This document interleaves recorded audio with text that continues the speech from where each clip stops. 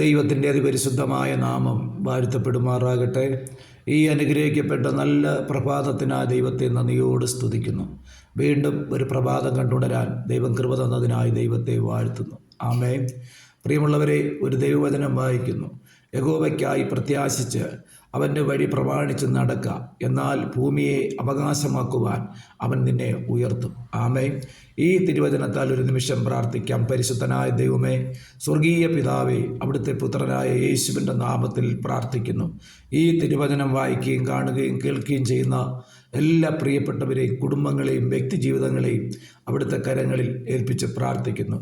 ഇന്ന് പ്രഭാതത്തിൽ വായിച്ചു കേട്ട് വചനത്തിൽ പൂർണ്ണമായി വിശ്വസിച്ചുകൊണ്ട് കർത്താവെ, വിശ്വസിക്കുന്ന ഓരോ പ്രിയപ്പെട്ടവരെയും അവിടുത്തെ കരങ്ങളിൽ ഏൽപ്പിച്ച് പ്രാർത്ഥിക്കുന്നു.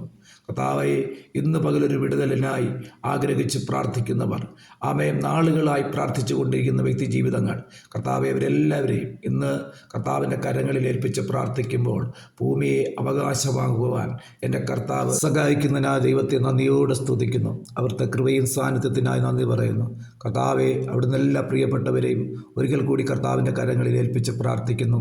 ഈ പകൽ കർത്താവിൻ്റെ മഹത്വം കണ്ട് സന്തോഷിപ്പാൻ സ്വർഗ്ഗം സഹായിക്കണം. പ്രാർത്ഥന കേട്ടതിന് നന്ദി. യേശുവിൻ്റെ ധന്യമുള്ള നാമത്തിൽ പിതാവേ, ആമേൻ.